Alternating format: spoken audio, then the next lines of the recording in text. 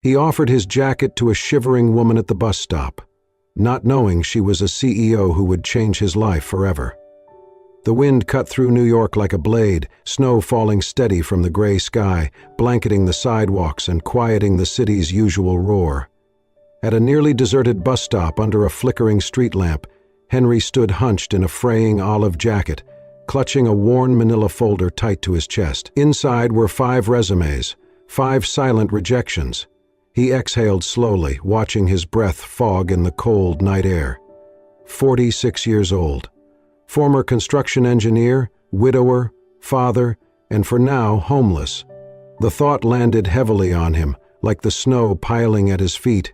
The red glow of a nearby pharmacy sign blinked 8:41 p.m. The bus was late.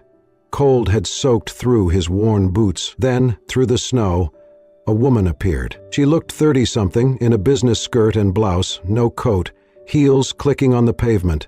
Her wet hair clung to her face, arms wrapped tightly around herself. She stopped beneath the same awning, breath short, hands shaking. Henry tried not to stare, but her presence was striking. Clean, polished, yet clearly suffering in the cold. She rubbed her bare hands together, failing to warm them. He looked away. Just another night. Just another bus to nowhere. But then the wind howled. She flinched, curled inward, and Henry glanced at her again. His jacket wasn't much, but it was something. He could keep it, stay silent, be like everyone else. But he didn't. Without a word, he shrugged off the coat. The cold bit hard. He stepped toward her and held it out. Startled, she said, "You don't have to do that." Henry gave her a tired smile. "I've already lost enough today. This coat, it's the only thing I have left to give." She hesitated, "But you need it more than I do." Still, he gently draped it over her shoulders. "Not tonight."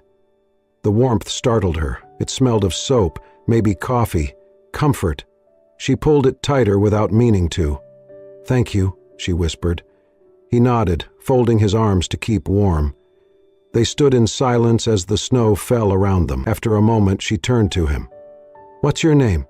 "Henry." "I'm Claire." "Nice to meet you, Claire." She glanced at him. "You shouldn't have given me your jacket." He smiled faintly. "Probably not. But I couldn't just let you freeze."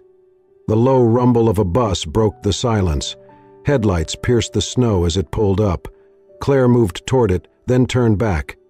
"Do you have somewhere to go?" Henry shrugged. "Somewhere," he said, not explaining it was the back seat of a rusted truck behind a warehouse. She reached into her purse and handed him a card. "In case you ever need anything." He took it, slipping it into his folder without looking. He didn't expect to use it. People said things like that all the time. Most didn't mean it. Claire stepped onto the bus, glanced back once more, the coat wrapped around her like armor. Henry watched until the bus disappeared into the snow. Alone again, he stood shivering, not from the cold, but from something else. Something small, quiet, powerful. He looked up at the sky, then down at the empty street. "Maybe tomorrow," he whispered, then turned and walked into the night. Henry walked slowly through the quiet back streets, snow crunching under his worn shoes. There was no need to hurry. No one waiting, no lights left on in a window. Just the cold familiarity of his truck, parked behind an old warehouse on the edge of the city. He reached it just after 9. The old '98 Chevy was rusted, the heater long dead. Inside the front seat was a nest of blankets, a pillow in the corner, and a lunchbox tucked beneath the dashboard. He climbed in, shut the door, and sat in silence. From the glove compartment, he pulled out a small tin box and opened it. Inside was a faded photograph. His wife, Lily, smiling bright, and their son, Noah, around 7, with a crooked grin. "Good night, Lily," Henry whispered. "Good night, Noah." He leaned back, eyes on the ceiling, letting memories wash over him. He had once been Henry Miles' structural engineer. He built things. Schools, homes, hospitals. He had a wife who taught kindergarten, laughed often even when life was hard. Their son had her laugh, joyful and unfiltered. They weren't rich, but they were content. Then the cancer came. By the time they found it, it was already stage 4. Lily was gone in 9 months. Henry left his job to care for her. Afterward, everything unraveled. Bills piled up, savings drained. He sold the house, moved with Noah into smaller and smaller spaces until there was nothing left but the truck. Still, he tried to shield his son. He turned the back seat into a spaceship, canned soup into adventures, a parking lot into their backyard. Every morning he walked Noah to school, clean-shaven and with his shirt tucked in. "Why do you still cut your hair?" a shelter worker had once asked. Henry smiled. "Because my son needs to believe things can get better, and I need to look like I believe that too." He worked whatever jobs he could find, moving furniture, fixing gutters, sweeping construction sites. It wasn't enough, but it kept them together, until last fall. A social worker stepped in, said it wasn't safe, said Noah needed stability. Henry didn't argue. He knew they were right. Through blurry eyes, he signed the papers, hugged his son, and promised, "Just for now, I'll come back for you." Since then, every day had been a climb. He sent resumes, stood in job fair lines, took notes at free workshops, studied codes at the library. He was building a plan, slowly, quietly. Tonight had made that plan feel further than ever. Still, sitting in his cold truck, rubbing his arms for warmth, he thought of Claire, the woman at the bus stop. How cold she'd looked, how surprised when he offered his coat. He didn't know why he'd done it, maybe because she reminded him of Lily, or maybe he just needed to feel like he could still do something good, that he was still the man who gave more than he took. Outside, the snow kept falling. Henry pulled a blanket over himself, leaned against the cold window and shut his eyes. He didn't have much, but he still had himself, and for now, that would have to be enough. Claire stepped into the sleek lobby of her apartment building, the warmth inside wrapping around her like a soft blanket. The doorman greeted her with a polite nod, but she barely acknowledged him. Her heels clicked softly on the marble floor as she made her way to the elevator, still wrapped tightly in the jacket the stranger had given her. She hadn't intended to take it. In fact, she had tried to refuse, but the man, Henry, he'd said, had insisted with a look in his eyes that quieted any further protest. Now the jacket hung awkwardly on her, too large and threadbare, but warmer than anything she had worn in years. She stepped into her penthouse apartment on the 28th floor and was immediately greeted by silence. No television, no music, no laughter. Just the hum of modern appliances and the distant howl of winter wind through thick glass windows. Claire dropped her purse on the entryway table and slowly peeled off the jacket. She was about to set it aside when her fingers brushed against something in the inner pocket. Curious, she reached in and pulled out a folded piece of paper. It was worn, creased at the corners, smudged with fingerprints and time. She unfolded it carefully. It was a child's drawing, done in crayon. Two stick figures stood hand in hand under a crooked sun. One was labeled Dad, the other Me. A small heart floated between them. At the bottom, in uneven handwriting, were the words, "I love you, Daddy, Noah." Claire stood frozen. She stared at the drawing, the words blurring before her eyes.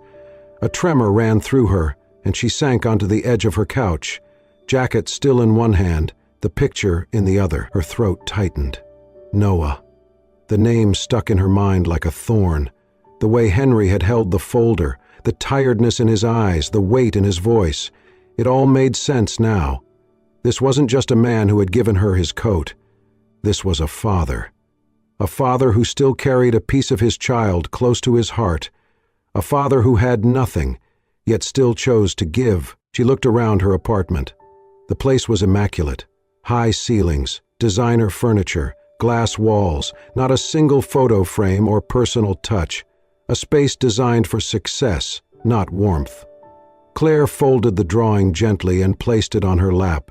Then, without thinking, she pulled the coat close and hugged it tightly to her chest. It still smelled faintly of something familiar, maybe laundry detergent, maybe memory, and suddenly, without warning, tears welled up in her eyes. She hadn't cried in years, not really, not since she was a little girl, cold and hungry, sitting on the steps of a church hoping someone would notice her. That night, someone had, a man with kind eyes and a weathered face. He had taken off his coat and wrapped it around her shoulders. He hadn't said much, just smiled and told her she'd be okay. It had been the first act of kindness she remembered, the first time she felt seen. She never saw the man again, but that moment changed everything. Claire sniffed and wiped her cheek with the back of her hand. She wasn't the same girl anymore. She had clawed her way out of the foster system, worked through college on scholarships and sheer determination, built Infinity Group from a single app idea to one of the most influential tech companies on the East Coast. She had earned every dollar, every accolade. But somewhere along the way, she had forgotten what it meant to need, what it meant to give. Tonight, a stranger reminded her.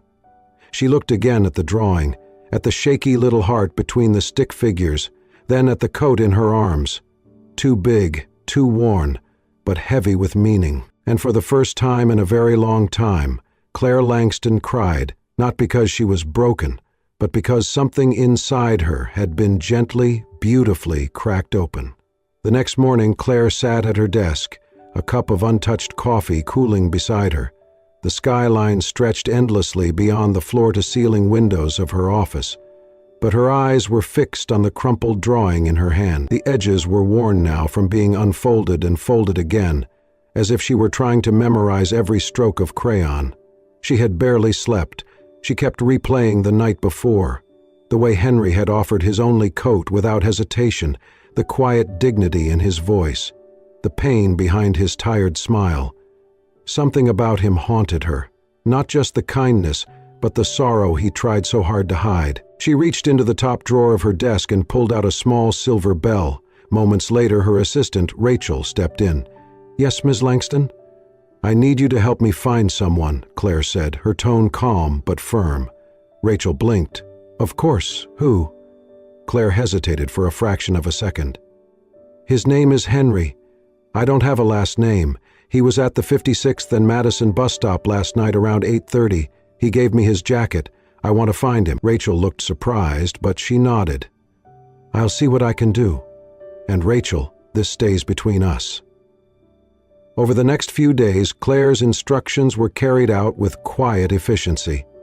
Her team, used to locating elusive developers and poached executives, now turned their skills toward piecing together the life of a man who lived in the shadows. They pulled traffic camera footage from the nearest intersections. Henry's figure appeared briefly, blurred and bundled in his jacket. They traced the bus routes that stopped in that area around the time Claire boarded. Cross-referenced with entry logs, they narrowed down a handful of potential riders. None of them matched corporate databases. Finally, Rachel returned with a thin folder. "His name is Henry Miles," she said. "It used to be a structural engineer, no recent employment records.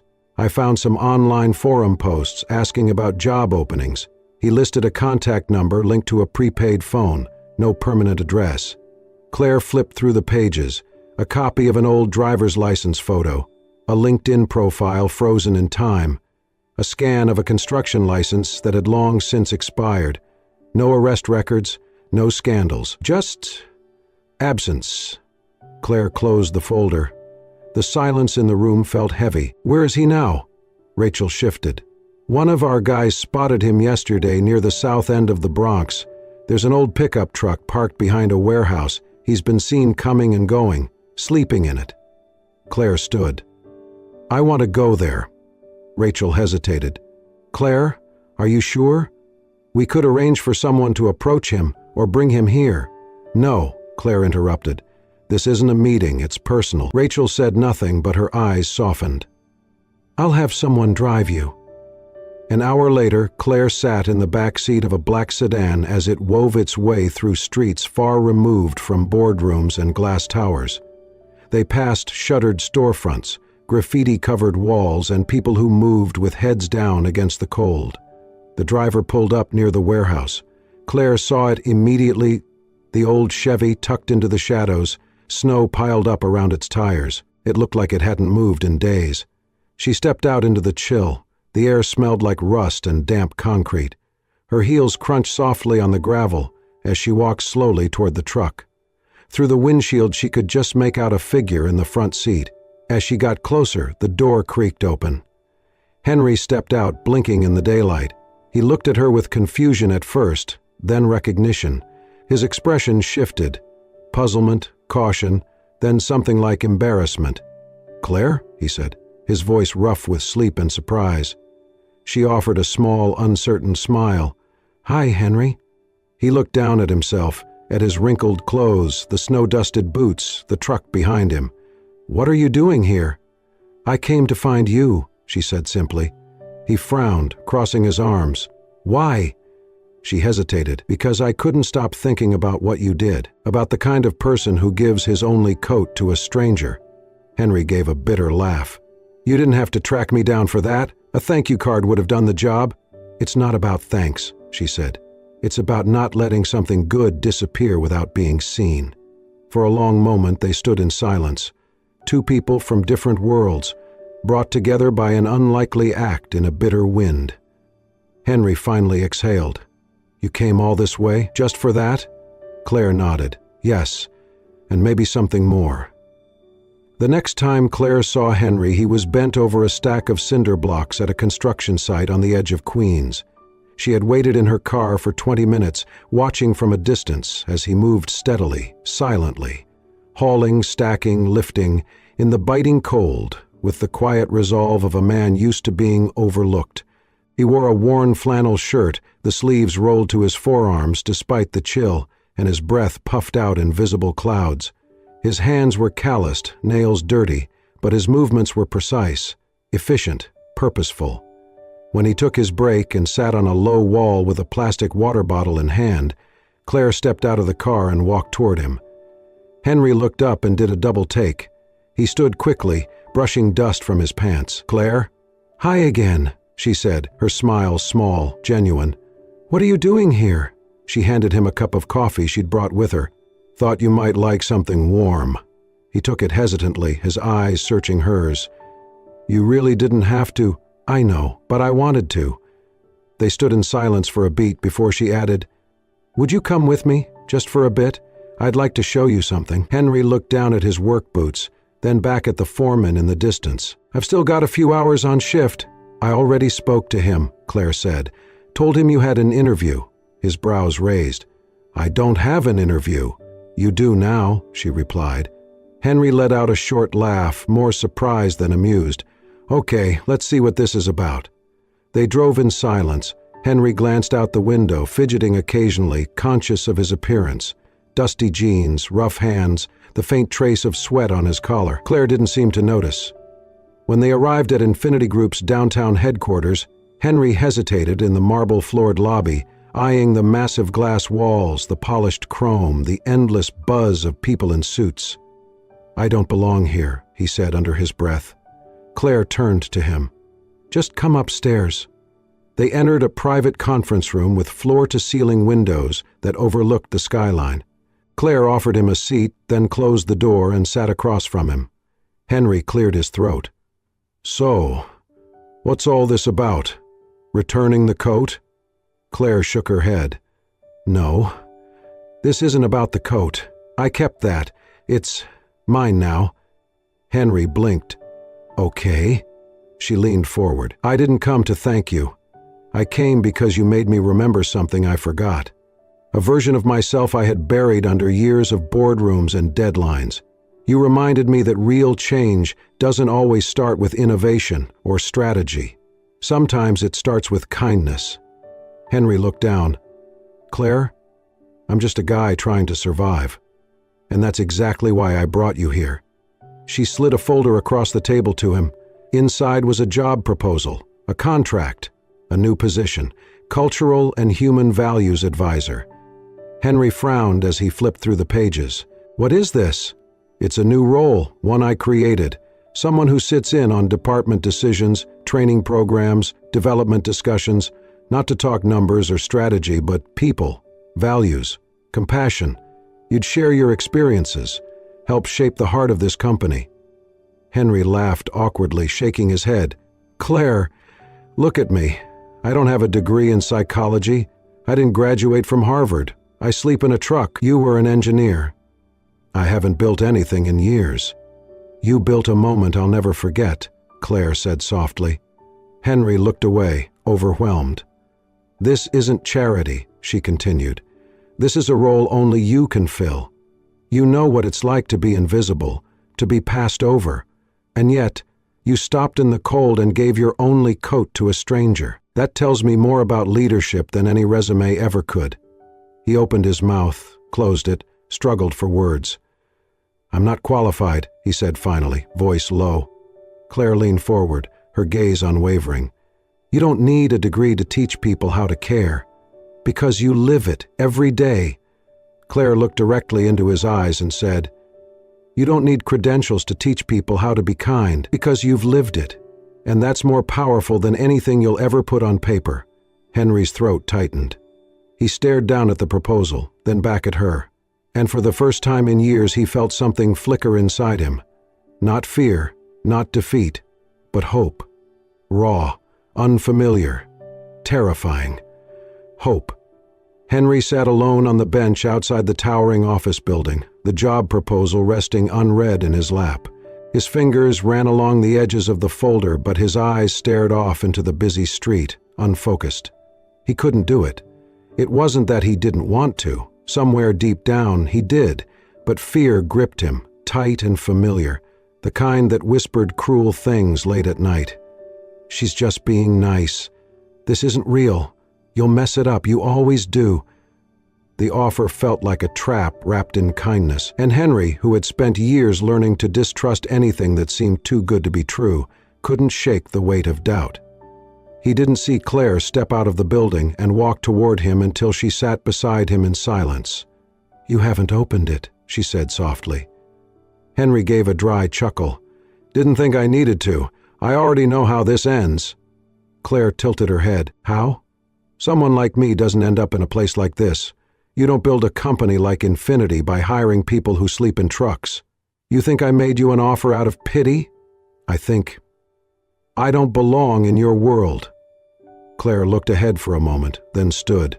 "Come with me, just for an hour." "Claire?" "No suits, no meetings. Just trust me." Against his instincts, he stood. They drove in silence for over 30 minutes, away from the city's shining towers and into a quieter part of town. Finally, they pulled up in front of a modest red brick building with a faded green awning. A painted sign read, "Thomas's Place, a safe space for every child." Henry followed her inside. The walls were bright, covered in handprints, painted animals, quotes about kindness. The air smelled faintly of crayons and warm bread. Laughter echoed from down the hall, high, joyous, unfiltered. Children. Claire led him past a community kitchen, a reading room, into a wide playroom filled with second-hand toys and handmade posters. Kids of all ages were sprawled across the floor, building puzzles, reading, playing. "This place," Claire said quietly, "was named after the man who saved me." Henry looked at her. "I grew up in foster homes, bounced around. Some were kind, some weren't. One night, I ran away. It was freezing. I was 12. I curled up outside a church, just waiting for morning." She paused. Her voice softened. "He found me, an old man named Thomas. He gave me his coat, sat with me all night, didn't ask questions, just stayed." Henry didn't speak. He couldn't.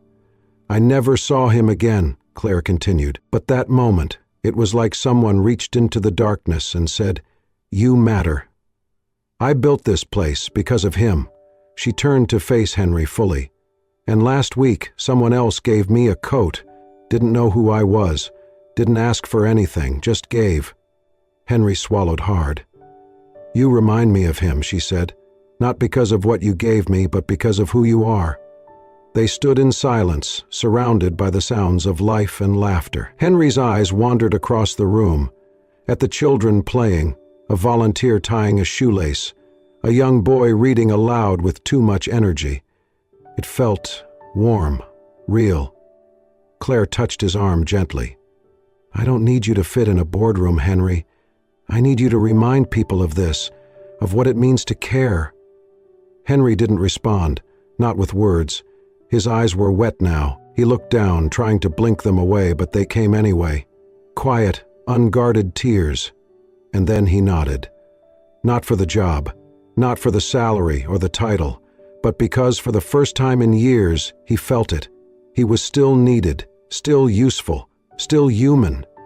Henry stood motionless in the center of a room full of joy and laughter, a single tear trailing down his weathered face, not out of sadness, but from the profound relief of realizing he still mattered. Henry's first day at Infinity Group didn't start with fanfare. There was no welcome party, no press release, just a quiet meeting in a small, glass-walled room on the 5th floor with a few skeptical department heads and a stack of sticky notes. Claire had introduced him simply, "This is Henry Miles. He's here to help us build something more meaningful than just profit." The looks were polite but uncertain, but Henry didn't flinch. He began by sharing his story, not the sob version, not the headline-grabbing kind, just pieces, honest pieces. What it felt like to lose everything, to wake up in a freezing truck, to walk into job interviews knowing your shoes had holes, to choose kindness anyway. At first, they listened with cautious curiosity. By the end of that first week, they were leaning forward. Henry had a way of speaking that didn't preach or perform. He asked questions that made people pause. "When was the last time you really looked someone in the eye? Do you know the name of the janitor who cleans this floor? What would you do if you saw someone crying in the break room?" He didn't come in with charts or data. He came in with empathy. Slowly, a shift began. One by one, employees started seeking him out. First the interns, then junior developers, then department heads. Some came to talk about stress, others about burnout. A few came just to sit quietly during lunch. Henry listened, and when he spoke, he didn't offer solutions. He offered perspective. "You're not broken," he once told a young programmer who confessed he hadn't slept in 3 days. "You're just tired. Being tired doesn't mean you're weak. It means you've cared for too long without someone caring back." That line ended up taped to office doors, printed on mugs, quoted in all company emails. Claire watched it all unfold from her corner office. She saw how break room chatter changed, how laughter returned, how productivity rose, not because of pressure, but because people felt seen. It wasn't long before Henry had an official space of his own. Small, cozy, filled with plants, secondhand books, and a coffee pot that never seemed to empty. Outside of work, life began to rebuild in quiet, meaningful ways. With Claire's help and a small housing stipend from the company, Henry was able to put a down payment on a modest one-bedroom house on the edge of Brooklyn. It wasn't much, but it had a porch, a garden plot, and walls that didn't rattle in the wind. More importantly, it had room for Noah. Now in his first year at a local university, Noah had moved back in with his father. Their first dinner in the new house was simple, spaghetti and garlic bread, but Henry would remember it for the rest of his life. "You kept your promise," Noah had said that night, tearing up. Henry hadn't answered. He couldn't, not with words, but the look in his eyes said everything. As for Claire, she and Henry saw each other nearly every day. At first it was about work, meetings, strategies, collaboration. Then, without trying, it became more. They started eating lunch together, then walking to the subway together. Then weekend coffees turned into evenings spent watching old movies, talking about everything and nothing. It wasn't dramatic, it wasn't fast, it just happened. They were two people who had spent years building armor around themselves, only to find comfort in the quiet company of someone who didn't ask for anything but presence. One late afternoon, as they stood on the rooftop of the building watching the sunset behind the skyline, Claire said softly, "You've changed this place, Henry." He chuckled. "No, I just reminded them what they already knew." She looked at him. "And reminded me too." Henry had just finished a workshop on resilience when a young man lingered after everyone else had left.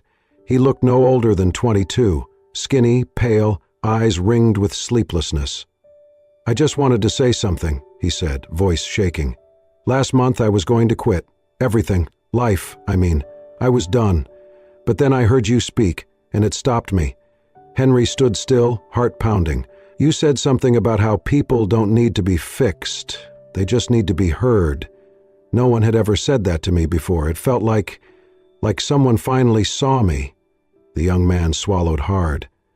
If it weren't for you, I don't think I'd be here. Henry's chest tightened. He stepped forward and placed a hand on the young man's shoulder. I'm really glad you are. After the young man left, Henry sat down in his chair, the room suddenly quiet, the words echoing in his mind. He had once wondered if he'd ever matter again. Now he had his answer. The atrium of Infinity Group had never looked like this before. Gone were the banners of quarterly achievements and product launches. In their place hung soft white drapes, strings of warm lights, and a massive sign that read in elegant lettering, One Kindness Day. Employees stood shoulder to shoulder, dressed in their best, not for business, but for something far more meaningful. On the center stage, Claire Langston stepped up to the podium, her eyes sweeping across the room. This day isn't about metrics, she began. It's about moments. The room quieted. A year ago, I was standing at a bus stop in the freezing cold, alone, tired, and more lost than I realized. And then a man whom I had never met did something no one else had that night. He gave me his coat. A murmur of recognition stirred through the crowd. Claire smiled softly. It was old, worn, but it was everything, because it reminded me that kindness, real kindness, doesn't wait until it's convenient. It shows up when the world least expects it. She turned to the easel beside her and removed the cloth draped over it. There, behind a glass frame, was the very same coat, frayed at the sleeves, faded from years of use, but preserved like something sacred. Beneath it, engraved on a bronze plaque, read the words, One small act of kindness can rewrite a life. Claire's voice wavered slightly. That act didn't just change my night, it changed the course of my life. And today we honor not just that moment, but the man who made it possible. She turned toward the edge of the stage. Henry, will you come up here? Henry stood slowly from his seat. Dressed in a simple suit, borrowed from a friend but pressed with care, he made his way through the applause. His face, still lined with time and hardship, now carried something lighter, something peaceful. He stepped up beside her. Claire reached into her pocket and pulled out a small envelope. This belongs to you, she said. Henry opened it. Inside was the title deed to his new house, stamped and official. Gasps echoed through the crowd. Claire leaned in with a smile. No more sleeping in trucks. The room erupted in applause once again, but Henry held up a hand. I actually have something too, he said, reaching slowly into his jacket pocket. From it he pulled out a small box, simple, worn, clearly held onto for some time. He looked at Claire, heart pounding. You said this coat changed your life, but you changed mine. Gave me back my name, my son, a roof, and hope. He opened the box.